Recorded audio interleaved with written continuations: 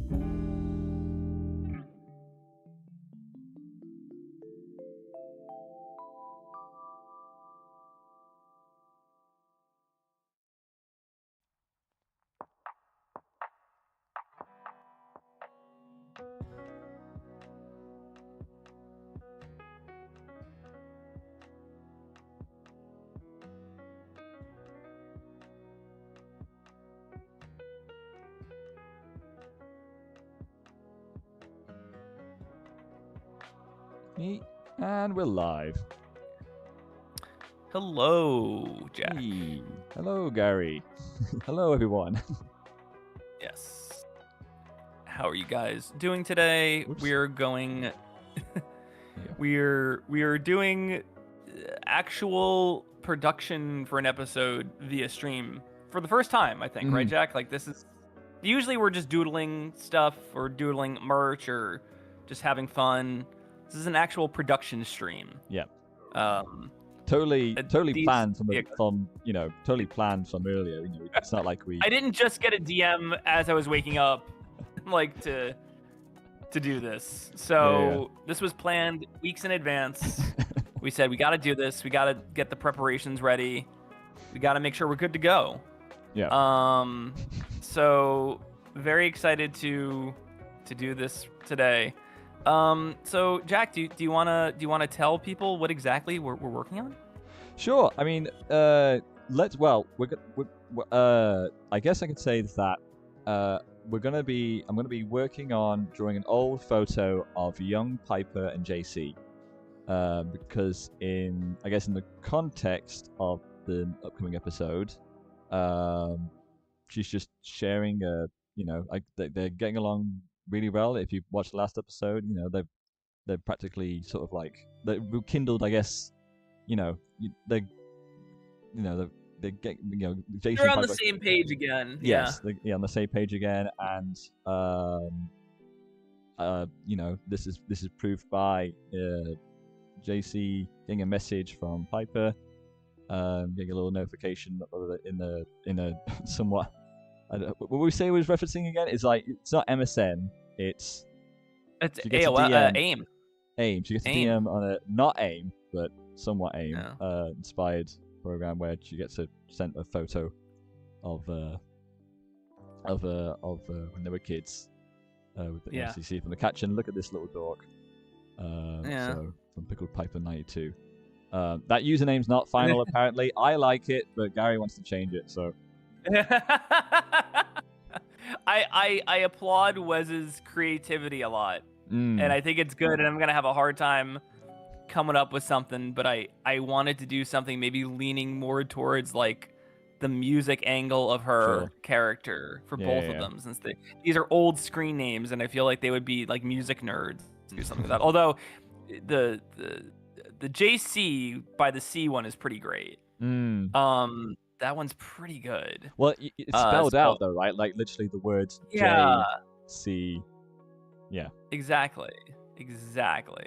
Okay, so we're trying today just to sort of like this is from obviously Wes's storyboards, and I'm gonna try and adapt this because obviously we're gonna try our own version with it, we're gonna figure this out live anyway. So we thought, hey, this would make a good stream. So come join us as we try and figure this out live. As I try to figure this out live, Gary will just sort of supervise, I guess. Yeah, we know we're streaming a bit early today, so I'm not expecting people to start really filing in until like probably around the time we usually stream. Yeah. But if you do happen to come by, drop a message in chat, say hi to us. Yeah. Love hearing from you guys. It's gonna be a bit of a shorter stream today too. It's my girlfriend's birthday. Well, not her birthday, but we are celebrating her birthday today. Tomorrow's her birthday.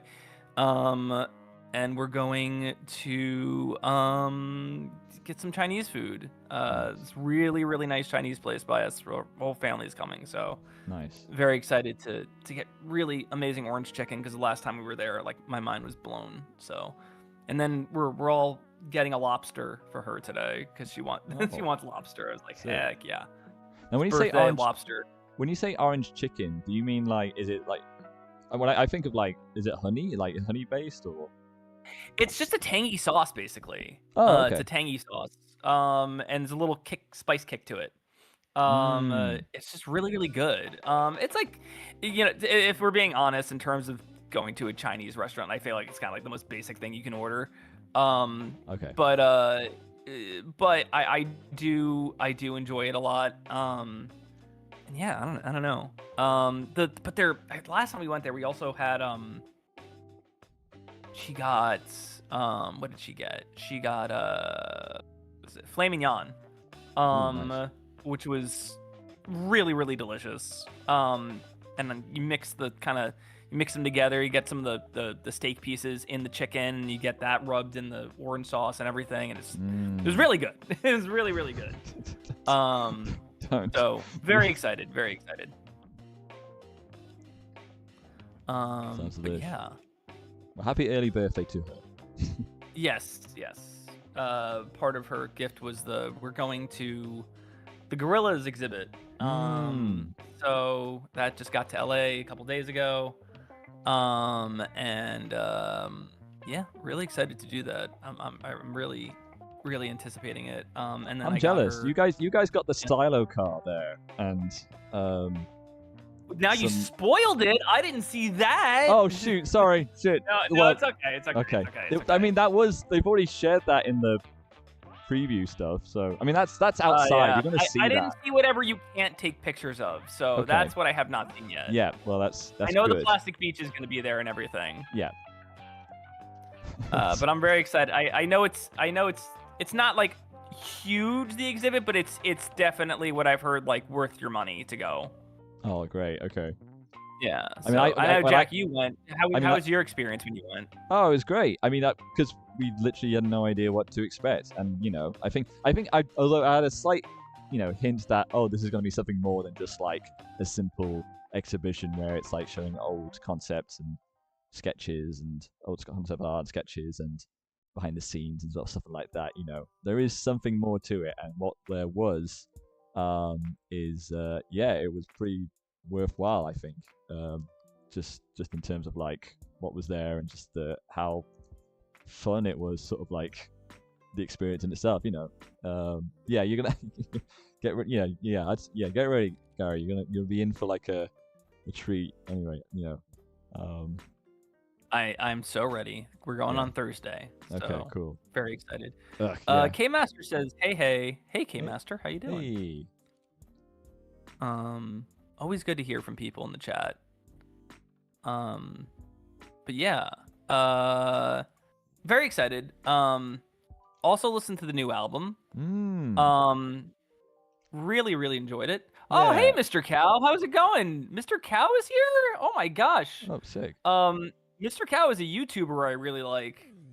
He does awesome animation retrospectives. He just did one on Eltingville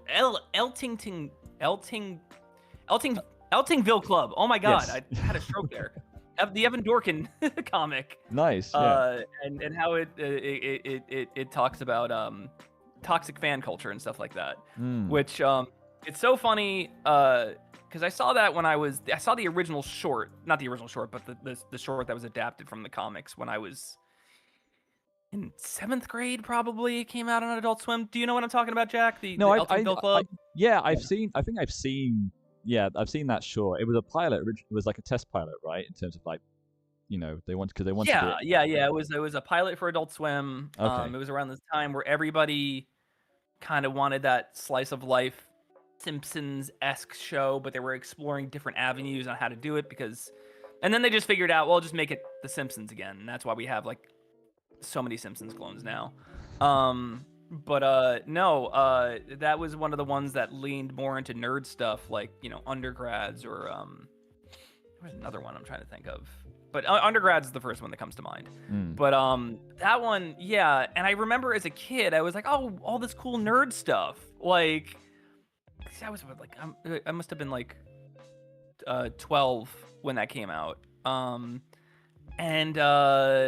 I didn't really get the subtext of like how terrible the characters were back then. And I never really followed up reading the comic until years later. Maybe we're talking about like 5 or 6 years later.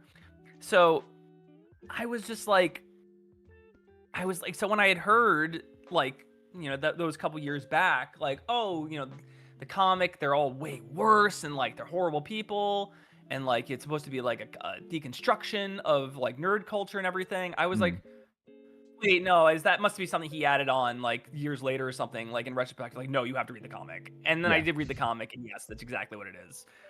So I didn't realize till years later that it was like a toxic fan thing. Because when you're a kid, you're like, oh, they're just being stupid nerds. Like, that's the joke. Right. Yeah. Yeah. Which is, I have found, and by the way, go watch Mr. Cow's video. It's wonderful. It's so good. But I didn't quite pick up on that when I was a kid. So coming back to it, there is a lot more there. Oh my God, I almost choked there for a second. But yeah, no, I really dug the video, and it's definitely, I've loved Evan Dorkin's stuff for years. The Bill and Ted comic he did is wonderful. I have that signed by him. Sick. But yeah, really really good stuff. Really, I think it's more applicable today than it was back then, honestly. And even back then it was, but yeah, I mean now it's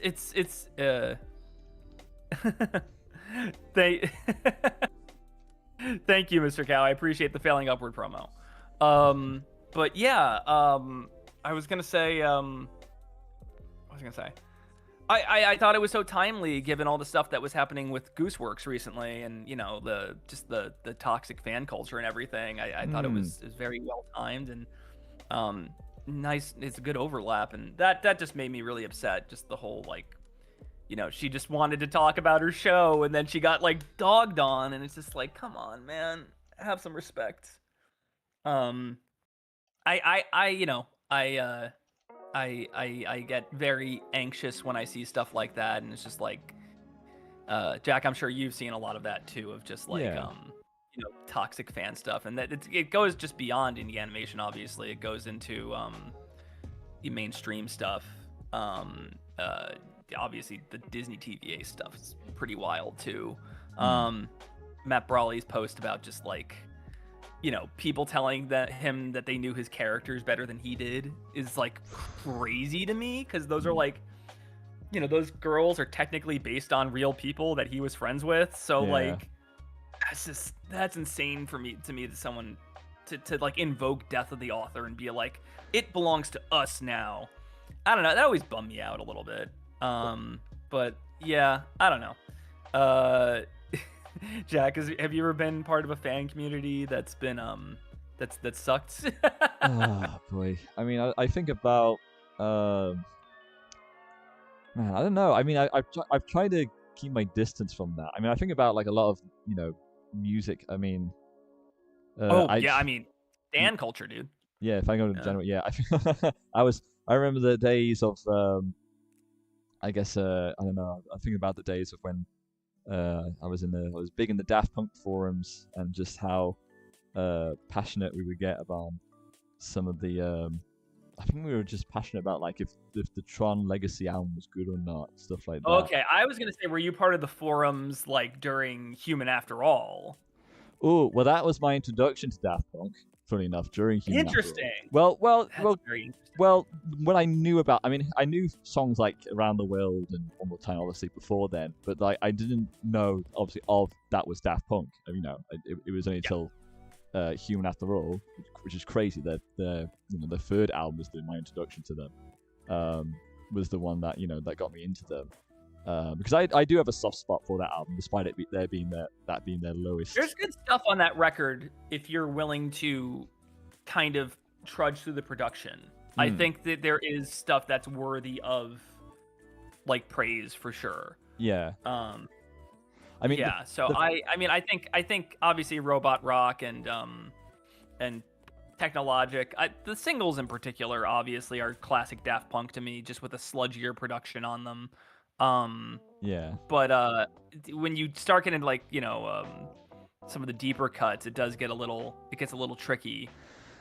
Steam Machine is one of the ones where I'm just like, oh man, that feels like you're stuck in molasses. But I've kind of, like you, I've kind of come to have a soft spot for a lot of it. And Emotion is amazing. I think Emotion's a wonderful closer. I think, yeah. Yeah, because there is like, you think of like songs like, I think of like songs like, there's the Make Love in the middle, and we're thing to say out of context. Anyway, no. I mean, the track Make Love, yeah. That's actually a really great little cleanser in terms of like as a midpoint of the album, and there's like Prime Time of Your Life. I don't know how you feel about that track, but to me, that's like,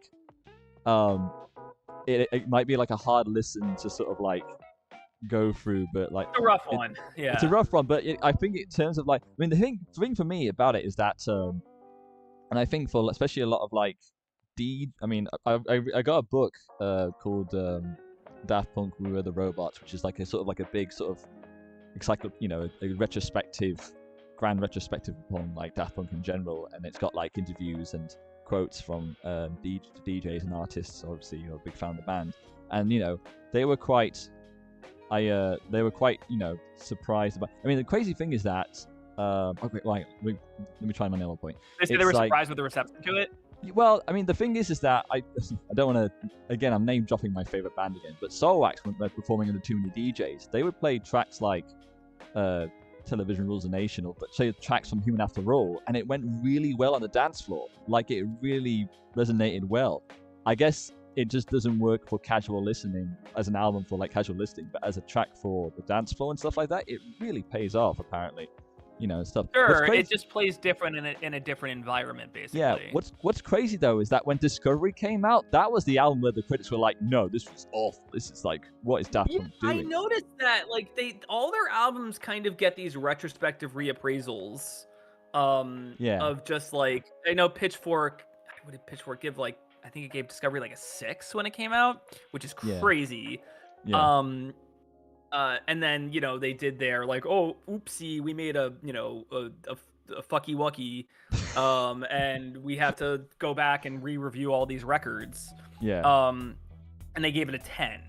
So to me, like, I can't find many flaws in that record, if any at all. So yeah, it's close to, at least it's close to a 10 as you can get, for an album. But there is some stuff to be said about that production and casually listening to it on headphones, and it not quite going over as well as you would think it would. But yeah, I don't know. I'm one of the weird people who's not like a massive fan of the fourth record.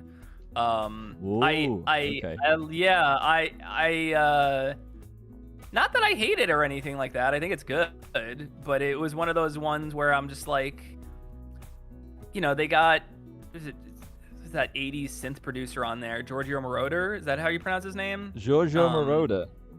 Yeah. Everybody calls me Giorgio. Who I'm a big fan of because he produced one of my favorite 80s songs.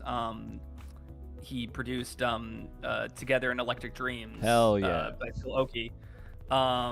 So I there's stuff on there I like, but it's one of those ones where I'm just like, I liked the mystery of Discovery and in particular, I like that I didn't know who was singing on it.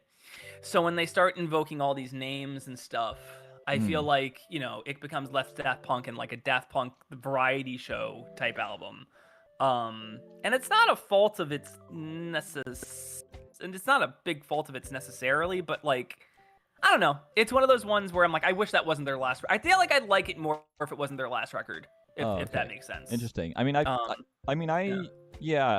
understand where you're coming from. I think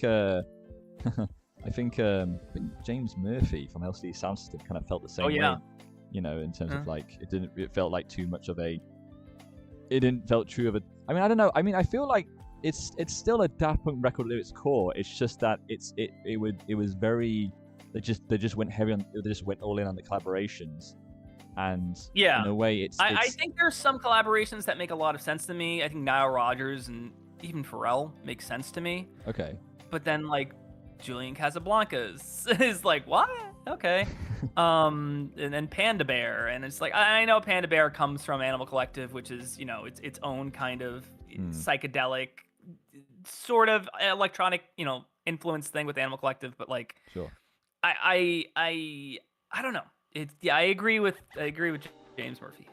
Well, it's like very much the kind of like in the 70s when it's like the Brady Bunch variety show guest starring da da da da. It's just, they're all out on stage and like it's not a bad record at all. It's just like I would consider it almost like a collab record more so than a core Daft Punk record. What I mean, it's it is. I mean, it's an interesting record because it's very much. I mean, it's not. I think considering where they were at in terms of like, I think due to I guess they were given so much. Daft Punk became since after the Human After All Live 2007, the Tron Legacy soundtrack. Daft Punk were definitely at a point I feel like where they wanted to do, I guess, something that felt true to going back to the music that they personally grew up with, or paying homage to it. Sure. So, and I guess in terms of like, and that totally makes sense from like an evolutionary standpoint, where it's just like I think the longer you're around, the more you start digging back into your own childhood and everything, and you're like, well, what did I like when I was a kid? What were these people making that I liked? And you kind of want to take influence from that because you want to pass that on to the next generation, basically.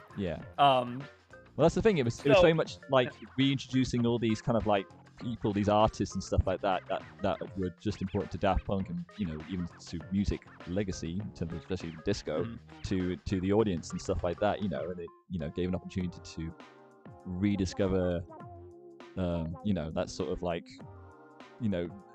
something that they just wanted to share with like their audience, and on top of that, just something that they just wanted to revisit and do in a way that's right towards that those sounds and that genre itself. Because it's basically it's a dance record in the end of it. It's a disco record and it has all these sounds. At the end of it, it's an electronic dance record based upon the core elements that made electronic and dance music in general. So that's why you have like artists that like Giorgio Moroder and Nile Rodgers and stuff like that, but also of today, where they're looking forward to artists that maybe represent that sound as well, such as Panda Bear and Julian Casablancas and Pharrell Williams. It's paying as much tribute to the past as it is to artists that they believe today are they're nodding towards too. And I guess they just wanted to work with clearly because no, it makes sense. And I said like I would like it better if it wasn't their last record, but at the same time I feel like it has all the hallmarks of a last record because they're really doing everything but the kitchen sink on it. Yeah. So it kind of makes sense when you kind of look back at it.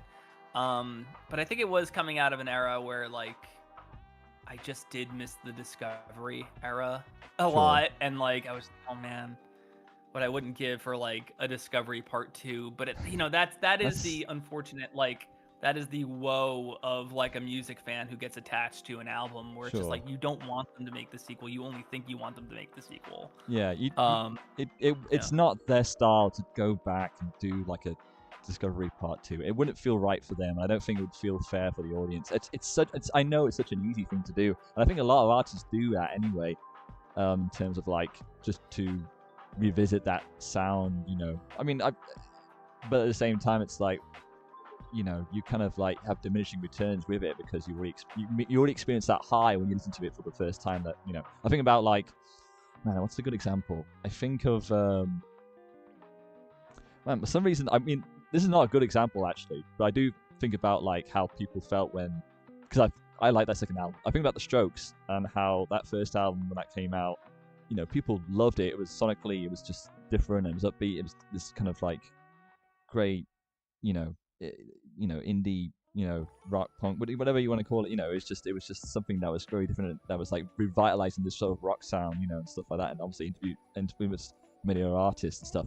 And then the second album came out, and it sort of like felt like, well, at the time, I guess for a lot of reviewers and people listening, it felt like, okay, this is cool, but it's almost like you didn't really go anywhere in terms of artists and stuff like that. So, and then which is it's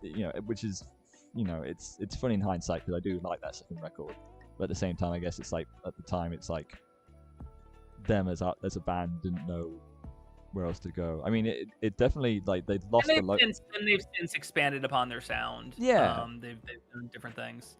Yeah. Hey, Axolotl, how's it going? Hope you're doing well today. Let's see what's going on here. But yeah, no. Speaking of what was I gonna say?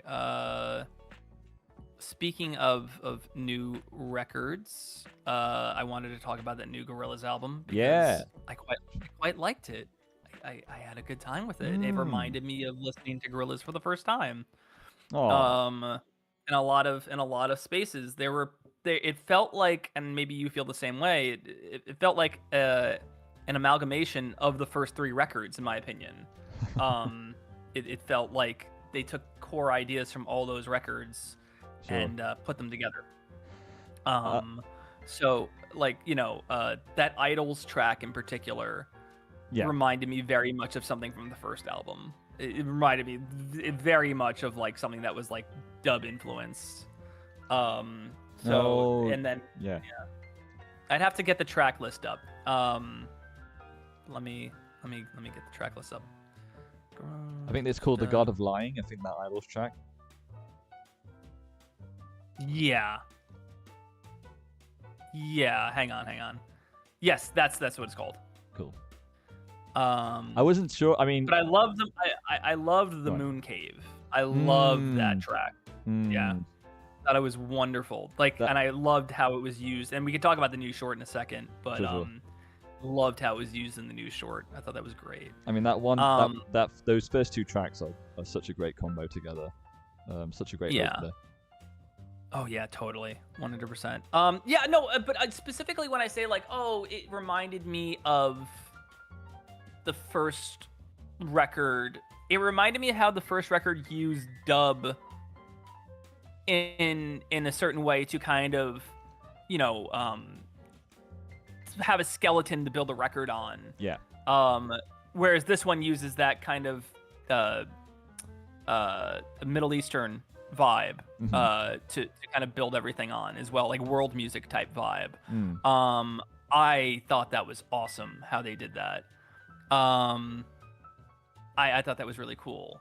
So like through that, I felt like it was their most consistent since those first three. I felt like this feels their most like thought out record, like since like the first three.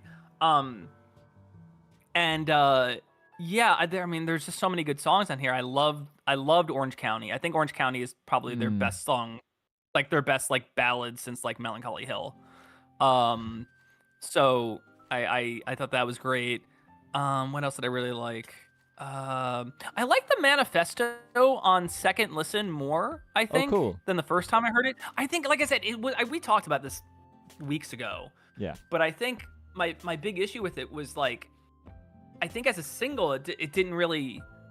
It was a very odd choice for a single, I think. Sure.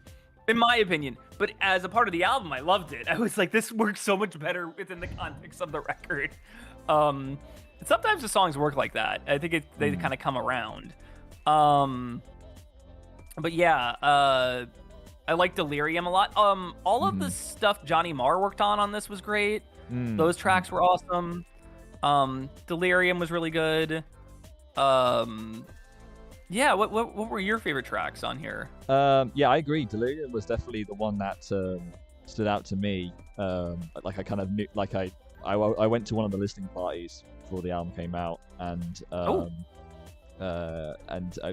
it wasn't really the best like environment to probably take in the records, like in a way for the first time listening. I had to probably, once I had it, like I would probably sit down and listen to it. But like from what instances I heard, that track in particular, I was just like, oh yeah, this is definitely one I'm gonna be returning to a lot. I think it's just it was definitely just it was the great back and forth between like you know, the sort of like the verses before you go into that great chorus with Marky. Great use of Marky Smith, to be fair, and just like, oh yeah, totally. It's like out, ranting like a lunatic. Yeah. Well, like, that's the fall. That's the. But you know. Yeah, totally. No, absolutely. But it worked. It worked great, and that's just a fun track that you would know will go down great live. Which I'm sure it did anyway. When you know, because obviously they performed recently at the Hollywood Bowl recently. Hollywood Bowl? Yeah. Somewhere. Yeah. So. I can't wait to hear that live when I see him this month. What are the other tracks? Yeah, I think the first two tracks really left an impression on me. I think it was just a great way to, you know, get open into this record in terms of like getting into it and such like that. You know, kind of getting the feeling of knowing where this record's going to be and what's it about and such like that. So from the tone to like the messaging and such. You know, the Moon Cave and the mountain and the Moon Cave. It's an artistic risk, I think, that ends up paying off a lot. Yeah. I think they because you know, when you think of Gorillaz, not that they haven't been full of influences their whole career, you know, Damon's whole time with this project, but like specifically having such a strong footing in that kind of world music influence, I feel like could have backfired for a lot of fans, but he's so confident in it that it pulls through really well. Yeah. I didn't really have any issues with the record. I was just really enjoying it. It just kind of, especially in like the last three tracks, it gets so like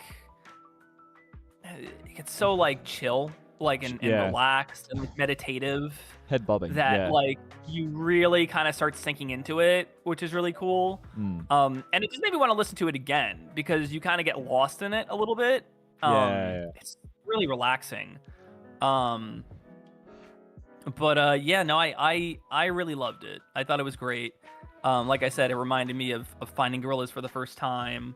The way I got into them was like I think somebody had brought that self-titled record, the first one, to like summer camp or something, and we were all just like listening to it, and we're like, "What is this?"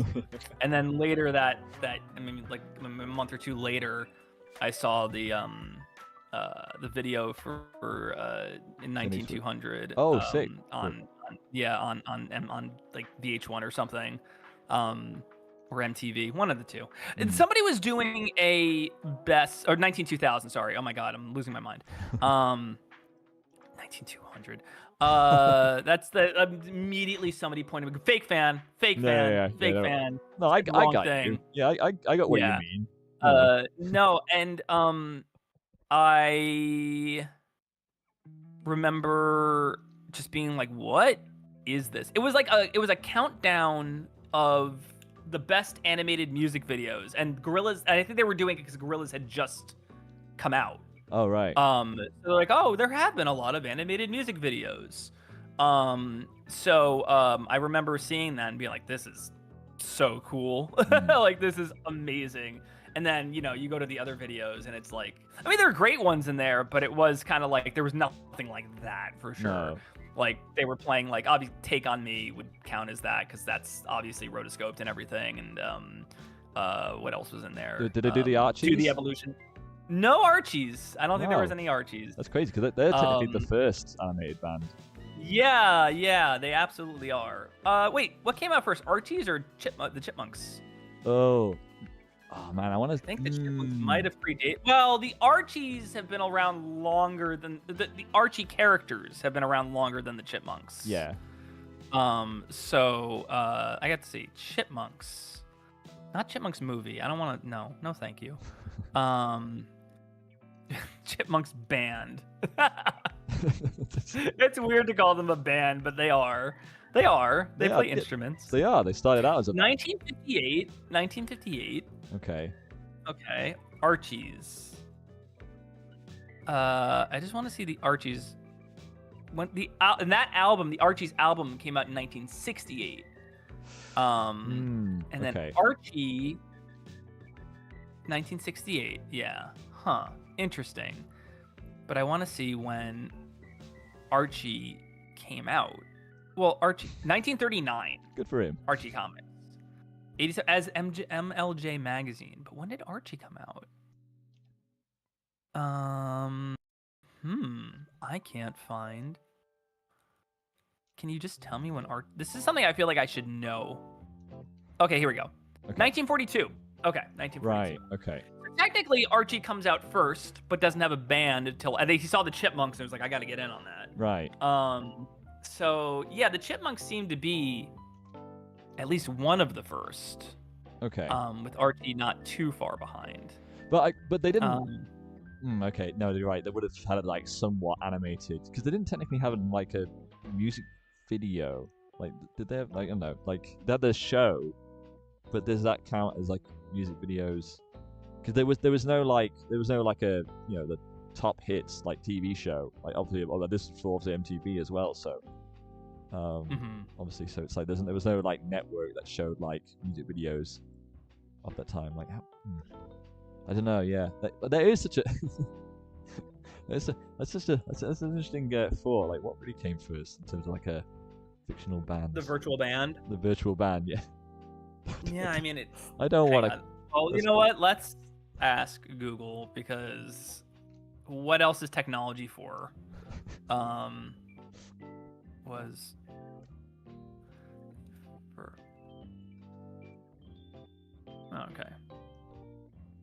okay, let's see.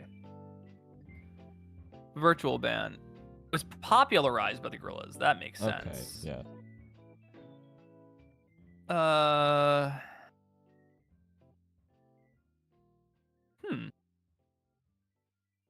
you getting no answers? They're not really saying like what the first one is, as far as I can see. Chipmunks is mentioned. Interesting. Virtual event. It must be the Chipmunks. I'm not seeing anything on this page that's before that. Okay. So I'm just going to assume it's the Chipmunks, which is interesting. The fact that the Chipmunks is a thing that's still going is pretty funny to me. Well, it is, isn't it? Well, it is, isn't it? It technically is, but like, they're yeah. not. Oh, they'll do a new movie soon. Don't. You just wait. Oh boy, is it gonna be like a Smurfs kind of thing? Well, I mean, it's gonna be like a Smurfs. I don't thing, know how you do a good Chipmunks movie in this day and age, to be honest. I mean, I without kind of, I think so. I would count Josie and the Pussycats as a virtual band as well. Sure. Yeah. Because I believe there were original songs written for the show. And I think that's the one virtual band that's had a great movie. I think the Josie and the Pussycats movie is wonderful. It's such a funny satire of just the music industry and everything. Yeah. I don't know. Have you seen that movie, Jack? I do remember seeing it. I think I mean, I was probably very young when I saw it on like TV, but then of course I was like a young boy, so I was just like, oh, this is a girls' film. I'm gonna change the channel, It's like I thought it was like, oh, this is like a Spice Girls movie kind of thing. Like I didn't understand the comedy, really. Oh yeah, it's a complete satire of Yeah. how bands are marketed and how music is used to control kids and kind of make them gravitate towards things that companies want you to gravitate towards. And my favorite thing is it's just full of product placement like that was not paid for, that the products didn't pay for at the time. It was literally just to kind of show how oversaturated things are. It's just funny that a lot of people thought that was like, oh, look at all the stupid product placement they put in.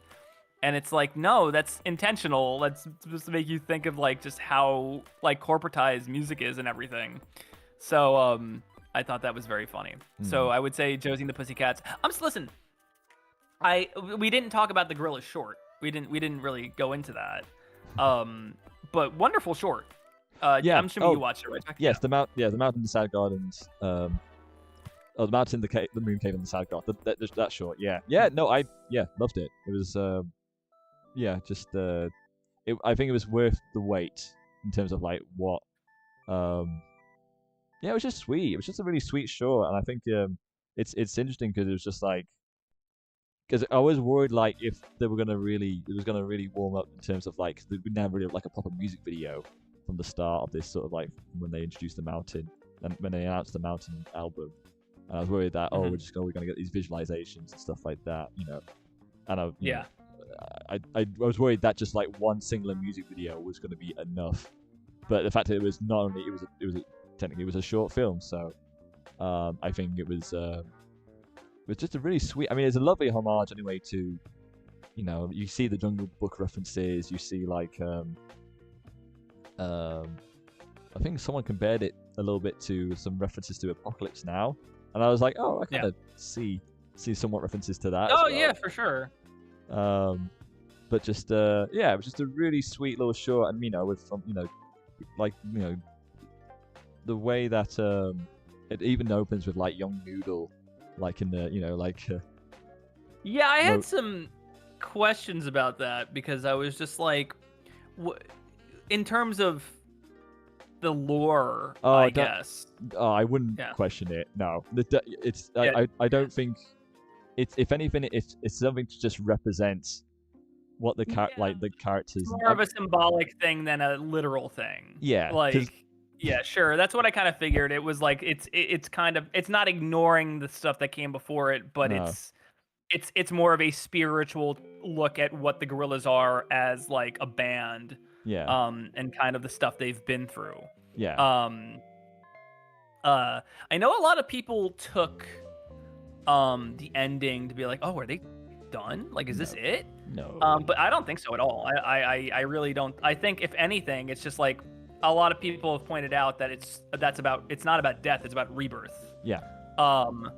So I'm interested to see where they go next in terms of a sound, obviously. Mhm. I'm very excited to see what happens next. So yeah, no, I quite loved it. The short was great. The only thing I think would say about the short was listen, it's obviously paying homage to like 60s and 70s Disney. Yeah.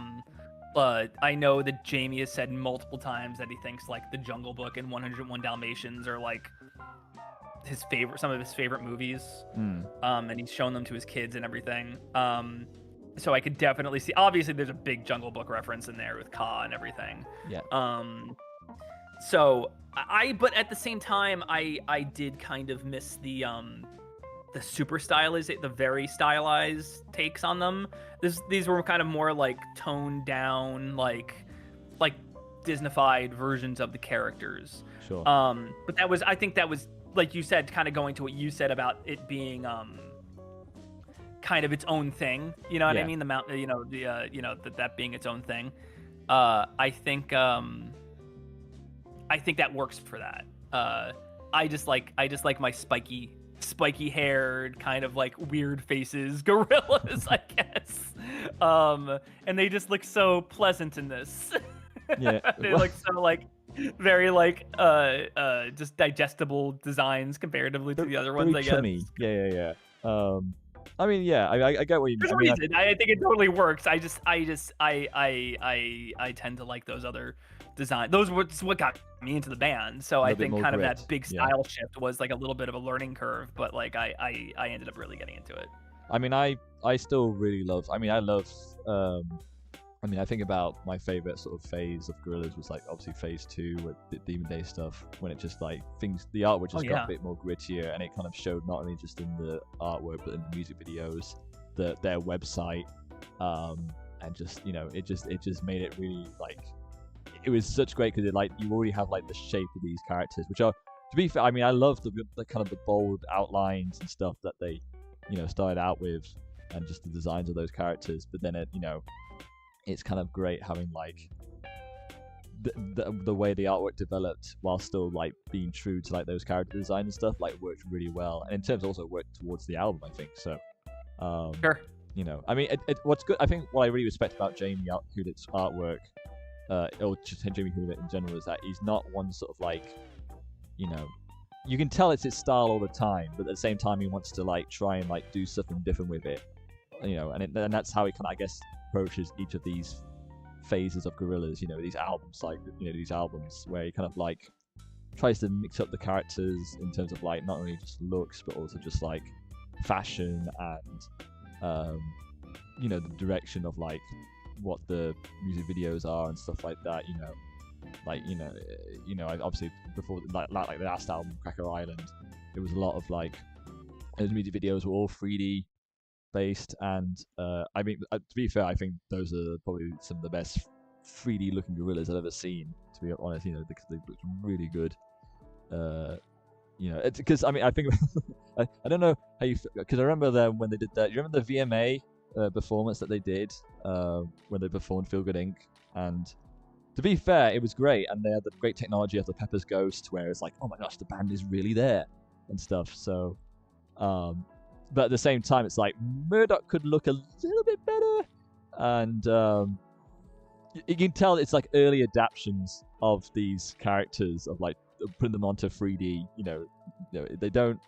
They look good, but a little bit more clean up, they could look a little bit better. But then again, it's like, I mean, it's hard to argue anyway, because I really love that live performance anyway. So, because it was the one time it felt like, oh my gosh, the band is really there, the animated band, not just Damon going about on the stage and stuff like that. Yeah, but like, I mean, again, with Jamie, like it's really cool to like see these characters in all these different ways and such, in terms of like each album cycle, each album cycle, style wise, just a big change up and such. So, oh, Gary, hello, there? Can you hear me? Sorry, I cut out there. Oh, right, okay. Okay. Right. No, I was saying, kind of going back to what you were saying about the VMA stuff with Mhm. Gorillas. I was in high school when that came out, so it's crazy to think back on now. But I remember seeing like Noodle sitting in the chair with the guitar and everything. I was like, whoa, Yeah. like that is incredible. I kind of understand what you're saying. You know, and in terms of the CGI Gorillaz stuff, I remember there was a lot of pushback on what was it? The Humans era stuff. Sure. If you remember, kind of like the strobe light video in particular. But Mm. you know, it's funny. Kind of going back, I think there is something to be said about like that specific style of CG with them and what you can make them do dance wise and everything. That is a very dancey track, so it kind of made sense to me where you would like, hey, let's make them kind of simplistic models so we can do more with them, having them dance and everything. Yeah. It was more, I think, the interviews with them and the CG models where I was like, yeah, I wish these were 2D. But you know, I mean, there was still some good stuff in that Humans era. I like the video for Saturn's Bars is really good, and obviously, and but I think coming off Plastic Beach, which you know I would argue is like, you know, I felt was like another level of just like this looks real. I think I love the CG ones in oh,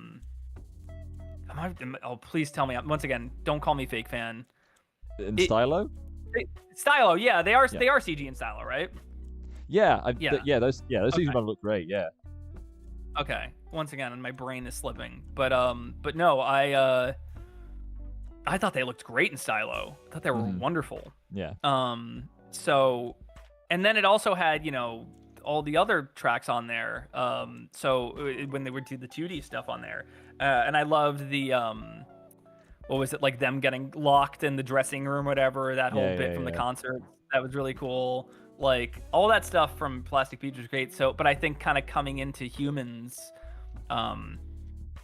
it felt like all that creativity in the Plastic Beach era, like, not that it's necessarily a bad thing to streamline your approach to things, but it did feel like a streamlined approach to how do we get this done, and still make it satisfying. And like I said, there are cool things in that era, but like that's when the CGI, I think that's when the larger fan base started to be like, what is this? But yeah, and then, you know, obviously the Now has a bunch of great stuff. The Now has my favorite Noodle design, which is the red hair with the pink shirt and everything. That is such a cool design for her. I mean, I also I have the figure with her with the monster gloves from Song Machine. Yeah. So yeah, I mean, Jamie clearly loves like putting her in cool outfits. Like, it's like, what can I put Noodle in today to make her look like stand out, make her look cool? Well, Jamie, I'm always a big fan of what he does with her. I mean, Jamie's very good at like, I mean, he made Tank Girl, so he's clearly very good at doing characterizing. Yeah, he knows outfits. Yeah, you know, such like that. I mean, I remember looking through his art book anyway, just like, yeah, the man just like knows, the human anatomy very well, but like legit to a point where it makes sense in terms of like, you see some of these characters like go absolutely crazy and stuff, like Tangle and the tank doing these crazy expressions and being like an action shot. I think of like all the Fu action stuff, you know, in the comics of that, you know, and it's like really crazy action and stuff like that. But like it's so well, you know, drawn out, and like the way these characters are sort of like move, you know, you can feel almost the motion in it, just in terms of like how they're characterized and how they're drawn. So obviously he practiced enough to like make it, you know, to know that and stuff like that. But even like it's more zany characters, even like the characters are not human, they're just really well done in terms of like, you know, just he's a genius. Has Jamie been on anything with Tank Girl since after the movie? Yeah, he did a crowdfunding campaign for a new. It was like another collection of Tank Girl comics, which included his own artwork. or like his own, Yeah. in his own comic and stuff like that. I remember I know Alan had like a crazy life like after the movie where he was just like, I'm just gonna travel the world. Like he very much the writer for Tank Girl was very much just like, I'm gonna go off and do my own thing. But he still works on it. He still works on Tank Girl, which is, you know, something works for you, keep doing it. It's a lot you could do with that character, so it's cool that he's kind of keeping it going when, you know, because Jamie's not involved in every single Tank Girl, right? I don't think he's involved in every single iteration, but Alan is, I think. Yeah. No, he is. Yeah, and I think obviously with this, was it? I think it was called 21st Century Tank Girl. That was the collection of new comics and stuff. They had a lot of artists come in to do their own styles and artwork and stuff like that, and it was really cool. It was honestly, from what I remember, what I read, it was like really just a nice sort of like, you know, because, you know, I mean, I think sometimes the character works best when it's in its original media that it was made for. So, although saying that, yeah, I with Tank Girl the movie, I have a big soft spot for that movie because it was one of those movies that was just always on Comedy Central, like all the time, and I really got. I mean, it's a great soundtrack. Yeah, wonderful soundtrack, and I think Lori Petty is pretty good casting for Tank Girl, and, you know, Naomi Watts is Jet Girl, and it's if you really read into it, like, it's just a shitty kind of experience for everybody involved, because I think what happened was Rachel Talalay, the director, came to Jamie and Alan and was just like, hey, I love this book and I really want to do like a faithful adaptation. Like, she's like, I'm really influenced by like John Waters stuff, and I feel like that would be really a really good crossover with Tank Girl. And they were like, yeah, that sounds good. Like that sounds like what we would want to do with the movie. Yeah. And then, you know, she writes the script, and then, you know, the United Artists got involved and just completely ruined it. I think it sucks. I know they put out a special edition of the movie with all the deleted scenes and everything, as like bonus features, but I really just want to see the full cut again. Like, I would love to see somebody reassemble the movie into what Rachel Talalay wanted it to be, which is more, it was still an R-rated movie, but like she wanted it to be more like, way more like the comic than it actually was. And I think, I don't know if you've watched the movie at all, Jack, but have you? Well, yes and no. Oh no. I know it's. I mean, it's been a while. I have to watch it again, but I don't remember having a great time. So with it, if you watch the movie, you'll notice all of these scenes or these like bits that Jamie drew. Where he's kind of just doing scene transitions. Oh yeah, the comic stuff. Yeah. That's because they couldn't afford to shoot those scenes. They ran out of money, and like United Artists pulled all the money. So that's why they had Jamie come in at like the last minute and be like, "Hey, you're the original artist. We want you to be a part of this." And he did all those scenes. I think adapting Tank Girl is so hard to do. Yeah. I feel like because it's such a chaotic book. Yeah. There's no real. Everything is forward moving. I feel like there's little time spent like thinking about things that have happened. And I think Tank Girl, the movie, because it's a movie, it has to have all this establishing setup of like, well, she was an orphan when the meteor hit, and da-da-da-da-da. Like, they do try to, to the movie's credit, like, it is a cartoon. It kind of tries to like go from one thing to the next thing, and I see the vision, I guess, is what I'm saying. I just don't think with United Artists breathing down Rachel Talalay's back when she made it, I think that's why it kind of fell apart. You know, it's a bummer. I really don't like what they did with Booga in that movie. I think he's the one who they kind of split him into two characters, which stinks. They have another kangaroo named Donner in it, who's clearly just Booga. Like, that is clearly, or like the Hollywood interpretation of Booga, I guess. Yeah. And then they have Booga, who's kind of like the simple but kind-hearted kangaroo who, you know, Tank Girl takes a liking to. Yeah, that the kangaroo stuff doesn't quite work in the movie. And then, you know, Ice-T is there because of course Ice-T is there. That really distracted me. Like, I wanted these cartoon, like, well, they weren't Would any of them doing an Australian accent as well? Like, No. Well, no. Well, Naomi Watts is the only one, right? yeah. Yeah, Naomi Watts is the only one. It's kind of weird. Yeah, everyone else has just like normal accents, or like, Malcolm McDowell's in there doing his British accent. It's normal voice, obviously, but Naomi Watts is the only. Well, no, Naomi Watts is British.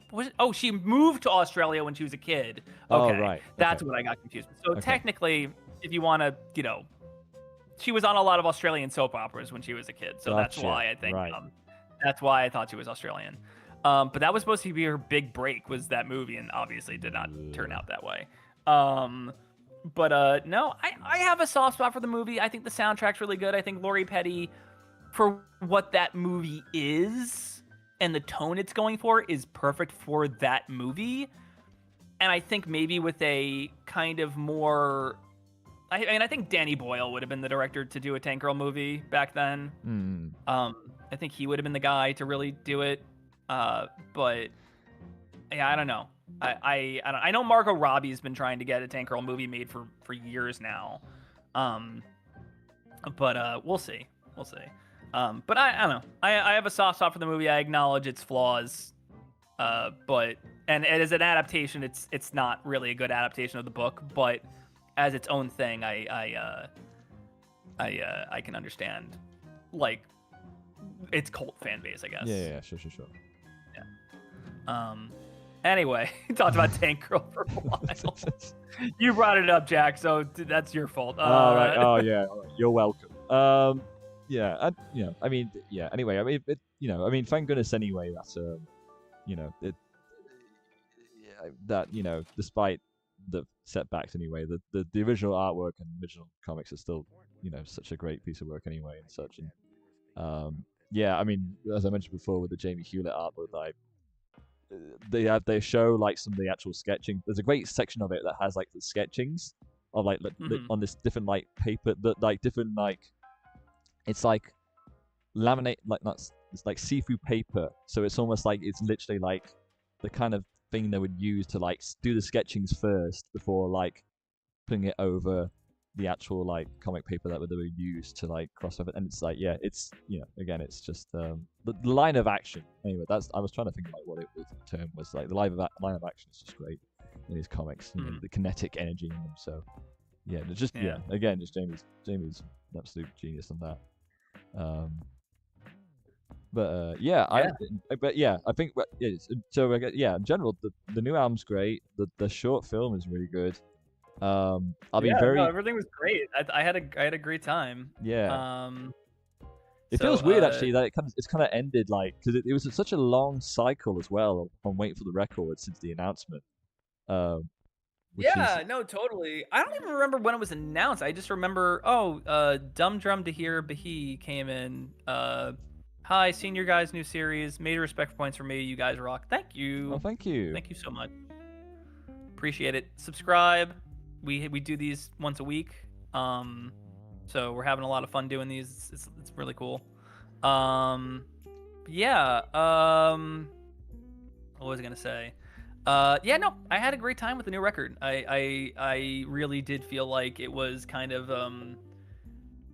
just their most complete record since Plastic Beach, in my opinion. And I loved Song Machine. I had a really good time with Song Machine. Same. Valley of the Pagans is a great track. There were other ones I liked on there too. What did I really like on Song? It's been a while since I've dived into that one. Desolé? Desolé is good. Desolé is like is like a secret Demon Days track because those violins are so Demon Days. Yeah, totally. Momentary Bliss I loved. I remember really liking that track. And then the Pac-Man with Schoolboy Q is really good. Yeah. I liked that record a lot. But this one felt like, okay, like we're back. Like it really did feel like we're back. It's a journey, yeah. Yeah. It felt like, it felt so it just felt very like it contributed to that, yeah, like the story exactly of Gorillaz, whereas the other ones felt kind of like little side quests, I guess, in Sure, their yeah. overall thing, which are very entertaining in their own right. But I feel like pushing forward, I feel like this feels like this is the next chapter after Plastic Beach. So I had a really good time with it. Man, I totally also forgot they did that track between Humans and Plastic Beach, the Converse track. That was a really good track. That's Yeah. that might be my part of me's like that's my secret. That's my secretly my favorite track Gorillaz ever done. Probably because it's just so off the wall, most cartoon, like literally cartoonish, like song that they've probably ever done. You know, Do your thing, yeah, okay, yeah. Do your thing, do your thing. That's it. Yeah. Yeah. Crazy how it's not on streaming. Just but I like have that. I must have it on my old computer. It has to be on there. I used to listen to that song all the time. it was a free download, definitely on the website, but like that was just the radio edit. The full 11, 12-minute version, 13-minute version was like somewhere else, online that you go to listen to, but that wasn't downloadable, and I think eventually people did download it somehow.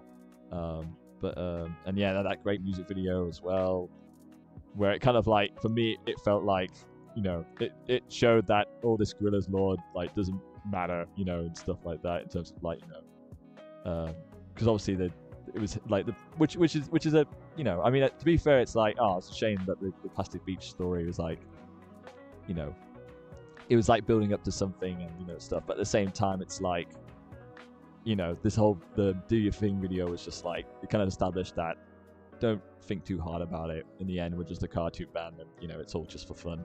So, you know, yeah, like, totally. Yeah. That's why you see like the what's his name? What's the thing that Murdoch's running away from? Like, what's the Boogeyman? Is it the Boogeyman or the? I think so. Yeah. Yeah. Just like him reading the newspaper in the living room, just like and stares back, and it's like, oh, it really doesn't matter, all this lore stuff. But at the same time, yeah, I was thinking about how Neil Cicierega had Lindsay Small Butera on. Neil and his crew. What was it called? Guaranteed Video. They had a little series on YouTube called Vidnight Society, which is all about they would watch music videos that they loved and kind of review the music videos bit by bit. And Lindsay Small Butera came on to talk about Clint Eastwood. And she was just like, you know, when I was a kid, I'd never seen anything like this. Like, it was really like, you know, for like a nerdy kid like me, it really was something completely new to have that kind of crossover into like the pop music sphere and everything. And it was really unique. And I just love the fact that they kind of looked like the higher quality animation than you would ever see in a music video. And she was kind of going in on that. And then at one point, Neil asked her, like, well, do you follow the lore of the Gorillaz at all? And she's like, no. She's just like, I just like that they're a silly cartoon band. Like, that's why she's like, that's like the whole appeal is like, they're just wacky and cartoony. It's like, yeah, the lore is great, but like, you know, I think the real appeal is like, you know, they're taking these characters and giving them personalities and everything. Like, that's the fun part of it. She's like, what I did like, and this is something that came back, was the website. She's like, explore the Gorillaz spooky studio. Yeah. She was like going over that. She was just like, I loved going through it. She's like, when I was a kid, I used to like go through it and everything. She's like, that's like my experience with the lore. Yeah. But no, I think there is. It's obviously, you know, Jamie has just kind of gone, and Damon to an extent. I'm assuming Damon has some input on the lore as well. But like, they've kind of just gone so crazy with it. But they're right. Like, it's just a cartoon. Have fun with it. Like, don't overthink it too much. You know, like. And I think that's kind of how you have to approach the Gorillaz lore and everything. Especially nowadays, I feel like, it's just. Oh yeah, and I think there is, you know, kind of going back to the short film. I think there is an awareness of that, right? Where it's just like, you know, we came up with all these things that if you're a Gorillaz fan, you'll know, and this kind of presents like a different version of events, more or less. I think. You know, Noodle being, you know, in the jungle or whatever, and then she's a kid, and then she's suddenly not a kid, like she's an adult. Because from what I remember, Noodle was mailed to the gorillas. Oh. I believe that's the lore, correct? Like she was mailed in a box. Yes. Yes, she was mailed in a FedEx box to the gorillas. She only said one word out of it, Noodle, that they could understand, and they called her Noodle since then. She doesn't have she has no surname. She's literally just called Noodle. Like there's Murdoch Nichols, Stuart 2D Potts, Russell Hobbs, and then just Noodle. Like that's it. It's so funny. We don't know where she came from. It's Japan. She's from Japan. She's from Japan, and I think if you read the and I've got the Rise of the Ogre book that came out around 2007, 2008. Okay, nerd. I'm just kidding. All right. Yeah, I was back then, especially around phase 2. It had it literally had that's the biggest lore dump you're ever gonna find in Gorillas, because literally it's like a page by page story told by them about their their history and stuff like that. How eventually Noodle did learn in between the first and second album that she was apparently used as a child soldier, but then escaped or something like that. I don't know. Had amnesia. That explains a lot, actually. Yeah, I mean it's crazy. I have to read it again. It's been a while, but there is this whole lore about Noodle's backstory a little bit, So it's not. But still don't know. We still don't know her name. Yeah, she's still called Noodle, But then again, what does it matter? Noodle's a cool name. No, yeah. I used to get her confused with I think it was the. Hang on, I want to say this right, because if I don't, somebody in the comments is going to be like, actually, or me. It's going to be me. So there was a guitarist for the Offspring named Noodles. Oh. Yeah, mind you, he has a surname. He is a real person. But I used to, when I was a kid, because I was into Offspring around the same time too. I was like, that's confusing. Cool. There's 2 people named Noodle. One's plural. But yeah, I just thought that was always really funny. But yeah, no, I specifically with her character, I've kind of loved the evolution of what they've done with her and everything. I think it's interesting. It's one of those things where we're like, how come everybody else doesn't age? I'm like, because they're already adults. Like, what can you really do minus bags under the eyes and gray hair? You know what I mean? And wrinkles. And with a cartoon band, I think maybe you can suspend some disbelief and be like, well, once they reach a certain age, that's just what they are. That's just who they are at that point. So mind you, this is also the same lore where Russell turned into a giant. So I'm willing to be okay with some of the characters not aging, but Noodle, ages, and she's around the same age as the others at this point. I mean, around the same age they were when the band started. Yeah, I mean, it's interesting because they still kind of follow. I mean, people still follow the age of the band and stuff like that, band members and whatnot. But at the same time, it's also they must be in their 50s now. Murdoch is definitely in his late 50s. Stuart 2D, call him by his full name. 2D is definitely. I want to say he's definitely in his late 40s, early 50s. Early 50s. I think you're right. I think they kind of all are in their late 40s, 50s.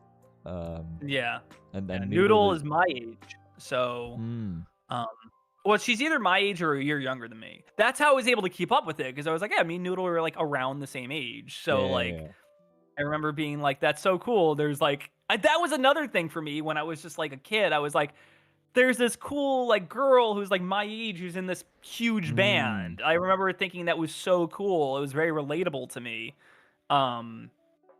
So I always thought that was awesome. And I just do remember when Humans came out, I was like, oh my God, that's such a drastic redesign, but it makes sense. It totally makes sense. It was cool. I thought it was awesome. I think that Jamie kind of really experimenting with how he can redesign her is awesome. And she looks different on every album, so I shouldn't be shocked. So I think that's cool. obviously, self-titled Gorilla, self-titled and Demon Days. There's a big change even between that. So I don't know, just really cool. Yeah. Yeah. All right. Quick question: Do we want young JC to have like a little bit of a gappy tooth, or although she does look a little bit hillbilly? Ooh, good question. Gap tooth. I think maybe. Well, what did we say that they're like 9 and 12 or 10 and 13 here or something? By the way, lore dump, guys. Lore dump. You've been waiting. You've had to listen to us talk about gorillas for the entire stream, and now you get some failing upward lore dump. Does she have a gap tooth? I feel like JC would have like a chipped tooth or something. Oh, sure. Because she ran into a wall. She like ran into a wall as a kid or something like that. She was sense. Definitely like, for anybody who's been watching the show, you'll know that JC has a lot of little brothers. And my idea was like, oh, like she's the oldest of a bunch of little brothers, and they all took after her. Because usually the thing within cartoons is like, oh, it's a girl who grew up in a family of boys, and like they're all older than her, so she took after them. And I wanted like her to already kind of have this like strong tomboy energy, like into sports and music and stuff like that, and that passed down to the boys. Like that's who they learned from. So I wanted to kind of subvert it a little bit. Yeah. I would feel like she would be the kind of girl who would like run into a wall at some point, and she would like chip her tooth, and she got it like, it might have either been a baby tooth or like it got fixed somewhere along the way. We get a bit of an impression of that anyway in the in the All My Friends episode, where it has the cutaway. Oh yeah, she like falls on the ground. Yeah. They're like, yeah, that's Jamie. Sorry, Jamie. We were talking about the gorillas forever. It's always the Jamie. Jaime. That is Jaime. Yeah. Wonderful fantasy artist for us. Check out Jaime R on Newgrounds. Please do. I'm sure you've probably seen some of his stuff. His stuff is insane. Yeah. But really good, really good guy. That's always kind of been my thing with JC, is that she was kind of like this rambunctious kid, and she was always ready to do stuff and have a lot of fun. And as she got older, I feel like everyone, she kind of had that kind of reserved nature. She kind of like, I don't want to say she cringed at her past too much, but I feel like she started being a little more like, I don't know if I'm okay with doing that. I want to be like, not normie, but she wanted to be her version of cool, I guess. Like, what she considered cool wasn't outlandish when she like turned 15 or 16. And not to give too much away, but that's a reason maybe JC and Piper have, a bit of a strained relationship. So I want to save a certain kind of reveal for the Christmas episode that we're planning on doing. Yeah. I'm very excited to kind of dive into that. It's gonna be really cool. Yeah. But yeah, that's kind of like a little JC lore there. Clumsy kid, rambunctious. She played hockey. That was another thing. She was totally like in hockey. She was totally like the. This is. I feel like I don't know.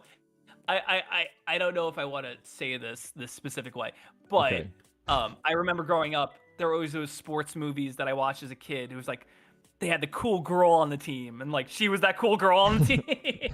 I know they've made fun of it on The Simpsons, where like Lisa is gonna play football, and she's just like, bet you never thought you'd see a girl on the team. And then Flanders is the coach, and he's like, actually, we have like 2 or 3 girls on the team. And she's like, oh, okay, I don't want to do this anymore. What did they do? What did they make her? Because she cries like, I gotta go. Like they say something. Yeah, to her, she's like, I gotta go. That's what it is. She cries and leaves. All right, she's definitely then holding she's holding a hockey stick then. Yeah, Spain, like, yeah. Spain, like Oh, outdoor that was. I hockey. mean, they kind of did do. It's so funny because they kind of had their cake and ate it too, because they did the episode where she was a hockey player, huh? Yeah. Yeah. Wow. That's an episode that makes me cry every time. I cannot. Aw. That is one of the not saddest, but it's just like Sweet. so nostalgic, and like, you know, when they don't want to take the shot, he doesn't want to take the shot on Lisa. No. Yeah. And then that causes a riot, which is amazing. But what is it like? There's that bit with Homer and Bart in the beginning, where he's like, "You better do good today, boy, or I'll kill ya." And then they start laughing, and then he's like, "Stand back up." Yeah. Yeah. That's Oh one of my my. That's one. Yeah. That's a good one. That's one of my favorites. I think. That's also the episode with if it's like, I'm gonna start swinging my arms, and if you come close to me and you get hit, that's your own fault. And then they both start doing it, and then they get into a fight, and then Marge hears it, and then she's like, "Oh, I have to see what that is." Like, "Now, Homer, don't you eat this pie." Okay. I'm gonna start biting. All right. And if I bite into you, it's your own fault. And he slams his head on the oven. What the hell? He starts eating. If everyone hasn't seen it, go check out Zurol's reanimation of that scene in particular. Yeah. It's really funny. Oh, I was thinking you were gonna say the Dankmas remix of that. Oh, yeah. Yeah, that's good as well. Yeah, go watch that one too. Yeah, go to Dankmas' channel and check that out. Dankmas came out with a new track recently. I was so happy. It's great. It's super dubsteppy. He's bringing it back. I still love the "We Got Beats." That one's first of all, what a line to sample. I'm so shocked that hasn't been sampled before.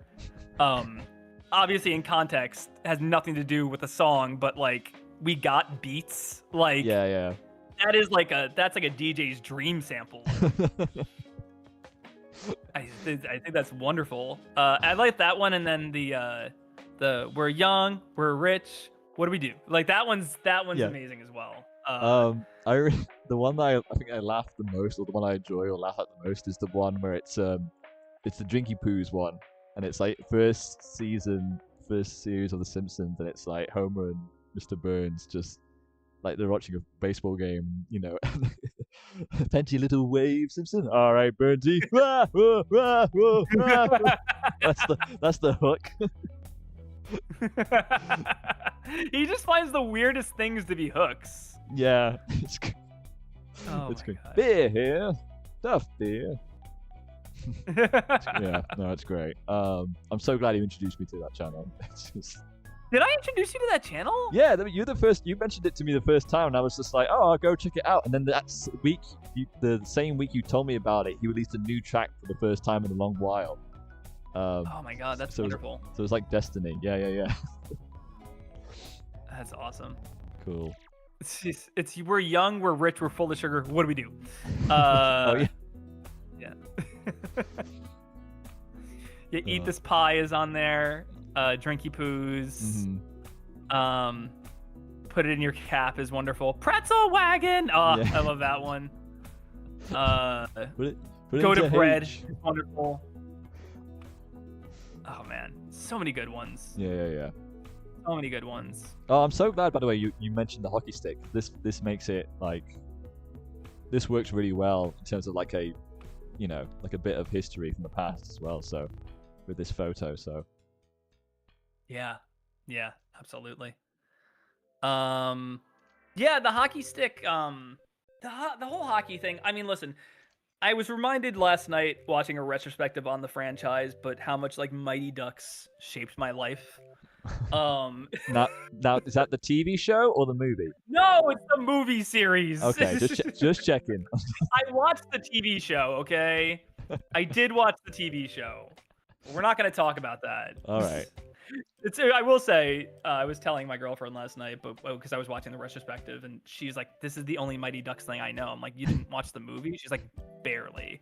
She's like, "But I watched." She's like, "I watched the cartoon a lot." I was like, that's so funny. But it was the cartoon was the first thing my roommates and I in college ever talked about. Wow. We talked about the Mighty Ducks TV show for like 3 hours. And this is before YouTube had, well, I guess it was after YouTube kind of started cracking down on cartoons, so you couldn't really watch anything. But we were trying to remember like one of the characters' names, and we didn't have our computers on us at the time. We were just like, what was like the character's name? And then like immediately the day later, I looked it up, and I was like, his name was Nosedive. So I thought that was really funny. But yeah, the movies in particular, just like the ragtag group of kids, and that like. Specifically in Mighty Ducks, Julie the cat in the second movie was very influential on like JC is the cool hockey girl. Also just like I don't know, hockey is just a cool sport. So like yeah. First of all, Mr. Cow is saying Dangamus is amazing. Yes, they are. K-Master also said all the juicy lore for potential future wiki bios. Yes, keep listening. We'll try to do more of these. We'll try to. I think Jack and I we talked about like it would be really hard to animate on stream, unfortunately. So I don't think we're gonna do that. But there will be like these cool kind of like asset things we can do, right, for the episode where we can show you assets and stuff. Yeah, absolutely. We'll try to do those, and that's where the lore will come out. We'll talk more about the characters and everything. We definitely want to do like a throwback stream in terms of like, you know, because a lot of people still don't know about like where Fading Upward like started, where it originally came from. You know. Oh yeah, yeah. I mean, I don't know if I've told this story on. I've probably told it on podcasts, maybe, but those podcasts don't have a lot of views on them. So I can tell you, like, it came. The whole series came from a spec script I wrote in college. I had an assignment to do. It was either the first 30 pages of a screen, like a feature-length screenplay, or a pilot, and I chose a pilot. And I wrote it, and that version is awful. But I liked the characters so much that I kept moving with it. I think the thing that got me to keep moving was that the pilot was well received by my classmates. They really liked it. Cool. But going back, I have a lot. They're both horrible people in that original pilot, and I feel not in a fun like It's Always Sunny way where they're kind of unaware and stupid. They're snooty and annoying. The kind of things I would end up making fun of in the Finessed pilot, I guess, Oh, like where sure. I make fun of hipsters and stuff like that. That was kind of where I locked in kind of on like developing them as people, where they were flawed, but they're not bad people. They're kind of just confused 20-somethings, and they're trying to figure out what the hell to do with their lives. But yeah, I notice I keep coming in and out of the chat, so sorry if I clip out or anything. But yeah, Jack, can you still hear me? Or... Yeah, I can still hear you. Yeah, don't worry. Okay, cool. I just want to make sure. Okay. Yeah, don't worry. I've just been focusing on it. Yeah, that's kind of where I started working on the pilot. And yeah, I kind of finessed it over time, and the thing that really got me motivated to do more. And Jack, I can tie this back to the UK, so you'll be very happy. Oh, good. One of the girls in my class was, she was reading it, and they were all giving feedback. It was pretty good, work on it more, and like it could be really great. One of the girls was like, she's like, it's interesting. Like, have you ever seen the show Spaced? And I was like, no. I was like, is that the Edgar Wright one? She's like, yeah.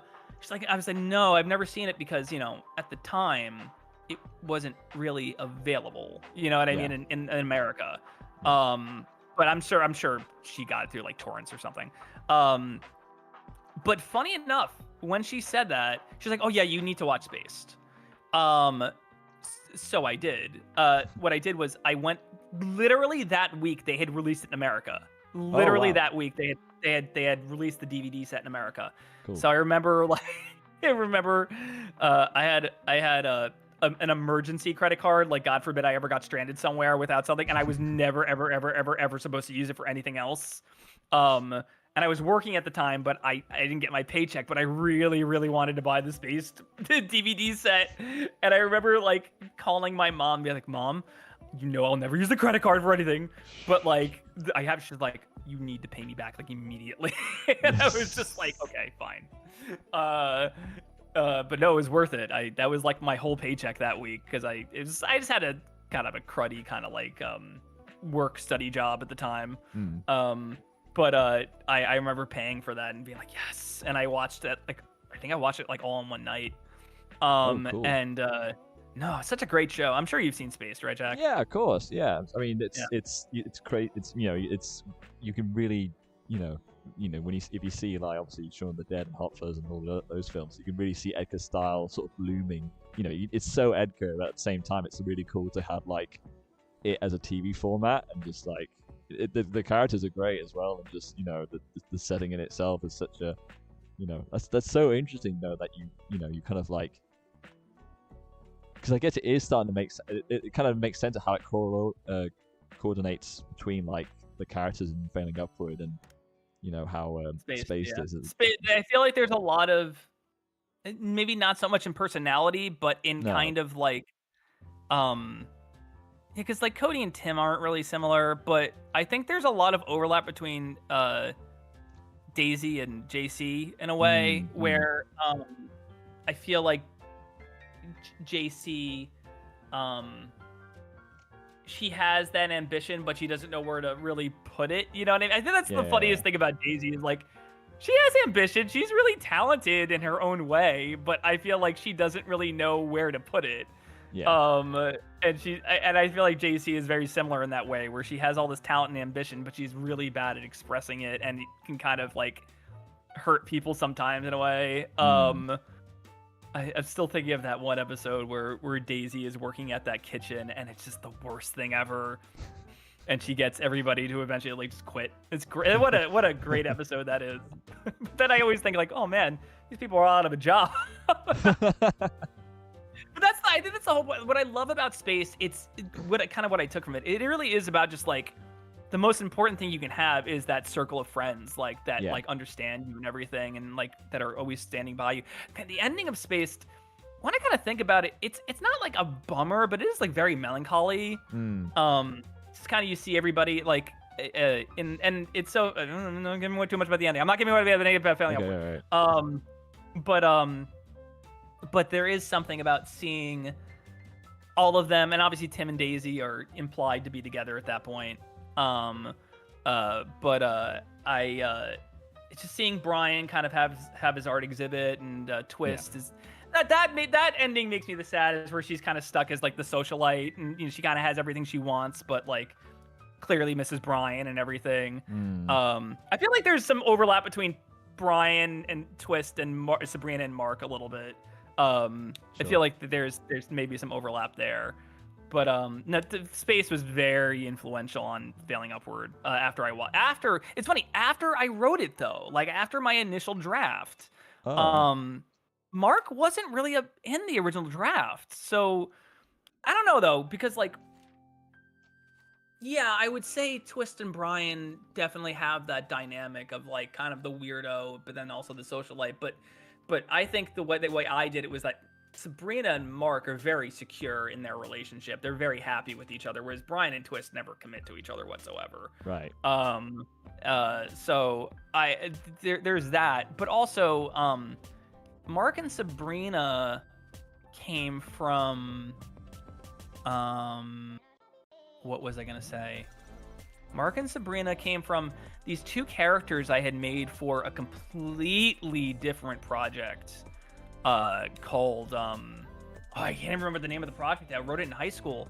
It was basically it was an animated movie, or maybe at one point it was supposed to be a TV show too, about the first human from Earth to go to a college in space. And now if you've seen Galaxy High, that's a very similar concept. We're not going to talk about that. But it was, I don't know, I thought that was a fun idea. I was watching a lot of Kevin Smith movies at the time, and I kind of really wanted to do that like college vibe, but in space. And there was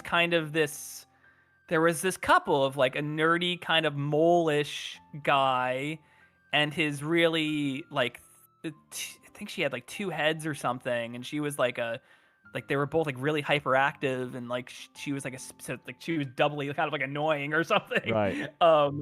And they were together, like, and that was like their whole thing. That was their dynamic, the kind of nerdy conspiracy guy and the really loud kind of valley girl, but secretly super smart type. So that came from that. Like that stretched back really far, and a lot of those characters will never see the light of day, but those ones somehow survived. I don't know how, but they did.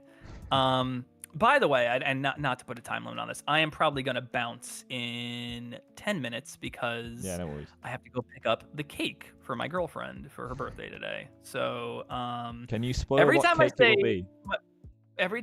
what's up? Can you spoil what type of cake it will be? Oh, it's a double chocolate mousse cake. Nice. Perfect. So also I forgot to read this, but K Master said I said French fries, and we done nothing, and we're all out of ideas. We're always on repeat. Oh God, those two Dinkmas tracks are awesome. Yeah. No cake spoilers. Oh, no cake. Sorry. No cake spoilers. Mr. Cow says, "I'm sorry, Mr. Cow. Oh I'm shoot. sorry. I don't know how else you would, but how else would you know? That's the question. Like, because you're not gonna know. You're not that you're not invited to the party, but you're not gonna be there. So, no, I'm gonna go grab a cake in a little bit. But yeah, that's a little crash course in failing upward, and I would say Spaced and Mission Hill are like the two, because like it was like I could not figure out what to write, and I literally, funny enough, just picked up the Mission Hill DVD. Yeah. I think I found it for $5. Somebody was. I just hate knowing about cake. Sorry, Mr. Cow. I'll shut up about the cake now. I just found the Mission Hill DVD at. Somebody was. I'm sure somebody found something fell off back of a truck, and somebody was selling it on the side of the street. And I was like, yeah, I'll take that. And I got it for like $5. And they were clearly just trying to unload it or something. But no, I remember I was like, oh yeah, I love Mission Hill. And I was kind of going through it, and I was just like, I want to write one of these. I want to write one of these slice of life shows. And that's how it kind of came together. So like Spaced, Mission Hill, Pepper Ann, obviously, was a big influence on Failing Upward. We've talked about this before, I think. I'd have to look. I made like a chart of influences. Let me see if I can find it. But yeah, Spaced was a big one. If you guys have not seen Edgar Wright's Spaced, definitely check it out. Oh, Edgar Wright and Simon Pegg's, because Simon Pegg, did they both write it together? I think so. I think it was a collaborative effort between them two. Edgar definitely directed it. And Nick Frost as well. Nick Frost as well, yeah. Although I don't know if, did he write it as well? Because that was the before... I remember the story was that they wanted to cast somebody else as Mike. Right. And Simon was pushing so hard for Nick, but he had no prior credits. He had nothing. He was literally I think it was Simon and Nick had been working in a kitchen together. Yeah. And Nick would make Simon laugh so hard that he was convinced, he was like, this is going to be like the next big thing. Yeah. And he was right to an extent. I think Nick has made his impact on the world of comedy since. So yeah. Correction. It was written by Jessica Stevenson and Simon Pegg. Oh, okay. So they both wrote it together. Oh my gosh. They created it and wrote it. Getting Jessica out of there. Jessica's clearly a massive part of it. Oh, Jessica's so funny. She's super hilarious.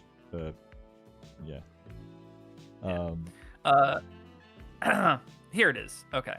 So I have Mission Hill, Spaced, Daria, and Pepper Ann are the two, are the big ones.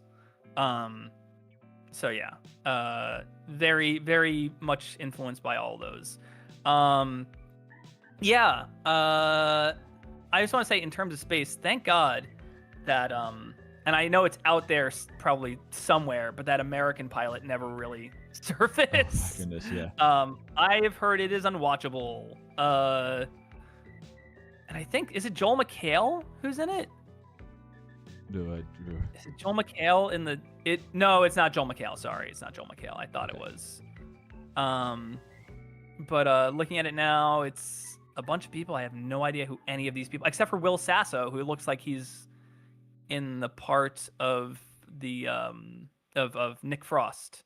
Which I like Will Sasso. Will Sasso can be really funny, but I don't know. I don't know why you wouldn't get Simon and Jessica back to do that. And I know people have said, "Oh, we want a season 3." Just let it go. Please let it go. You don't need it. No, we don't need it. That's a wonderful ending. And technically, there is like a little epilogue. I don't know if you've ever seen the special feature where it's Jessica and Simon, and they go to the flat and everything, and they're kind of looking around it, and like they're like, "Hey, this is where we shot this," and da da da da da, and they're kind of like reminiscing, and they're like, "Yeah, what a great time in our lives, and it's sad that we're leaving it behind, but it was cool to come back for the DVD, and now we're gonna leave." And they walk out of frame, and then there's an edit, and then Tim and Daisy come up with a stroller. And they're like, who is that? They're kind of going about doing their own little thing, and it's a little cute little epilogue of they got together and had a kid. It's just really sweet, very sweet. Yeah. But Space is a wonderful show. It is free on Tubi right now. Go watch it. Cool. It is all on Tubi. It is probably going to be there forever because Tubi loves making deals with the BBC apparently, because there's tons and tons and tons of BBC shows on Tubi that are not streaming anywhere else. You can't even get them on BritBox. Wow, I was just saying, not even on BritBox. Wow. Yeah, Crazy. I don't think Space is on BritBox, which is crazy. But Space is wonderful, and a bunch of other great BBC stuff on Tubi. Cool. Anyway, I think we'll end it here for today. I know we're ending a little early. I apologize, guys. But we'll be back next week. All right, Saint, we'll do our usual 12 o'clock time next week. Yeah. We'll do our usual 12 o'clock time. I might start actually coloring and inking this. Maybe that could be good to do. How do you feel about this, by the way? Are you happy with this?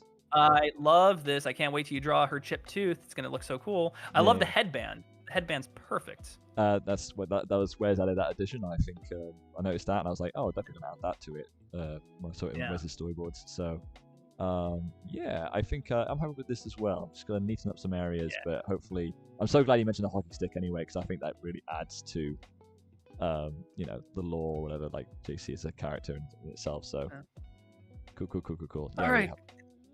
Yeah, totally. Yeah. Jack, thank you so much for drawing today. I appreciate No worries. it. Thank you, Gary. Thank you everyone for tuning Everyone in. in chat, thanks for coming out. Yeah. Thank you for Mr. Cow to coming out. Mr. Cow, I love your videos.